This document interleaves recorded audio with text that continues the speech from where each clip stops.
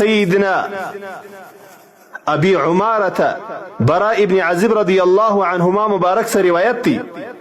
چې د الله رسول صلی الله علیه وسلم وفرمایل یا فلانو ای پلانکیا اذا اویت الى فراشک چې کله د شپې د پریوتلو دپاره خپلې بسترې ته راسې فقل نتويا اللهم أسلمت نفسي إليك ووجهت وجهي إليك وفوضت أمري إليك وألجأت ظهري إليك رغبة ورهبة إليك لا ملجأ ولا منجأ منك إلا إليك أمنت بكتابك الذي أنزلت وبنبيك الذي أرسلت فإنك إن مت من ليلتك مت على فطرة وإن أسبحت أصبت خيرا. وإذا الله رسول صلى الله عليه وسلم راته وفرمایله ای پلانکیا رسول کریم صلی الله علیه وسلم یو سړي ته وایي چې ای پلانکیا چې کله و بسترې ته راسې نو دا توري ووایه اللهم اسلمت نفسي الیک یا ربه و تا ته مې خپل ځان تسلیم کړی دی خپله غاړه مې تا ته ایښې ده ستا و حکم منلو ته مې دا خپله غاړه ایښې ده ووجهت وجهي الیک ځان مې و تا ته سپارلی دی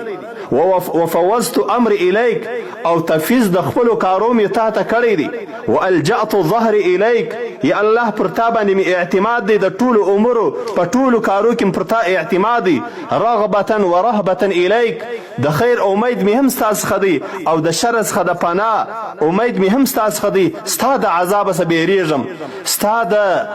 د ثوابو و اجرو امید مې دی او ستا د عذابه څه بیریږم لا ملجأ نسته یو څوک د نجات چې ځان ورسم و هغه ما ته پناه راکړي ولا منجأ منك الا الیک نه یو داسې ځای د نجات شته چې هلته ورسمه او ما ته به نجات پیدا سي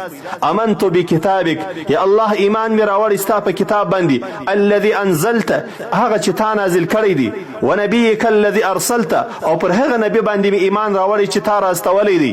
د الله رسول صلی الله علیه وسلم فرمایي چې کله مؤمن دغه کلمات ووایي دغه د توکل کلمات ووایي او دی په دغه شپه کې اوپات سي دغه انسان به پر فطرت باندې اوپات سي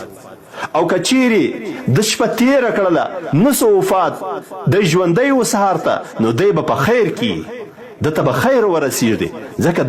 د خپل نبی او د خپل رسول صلی الله علیه وسلم پر طریقه باندې شپه تیره کړله او پر هغه طریقه باندې بیده سو.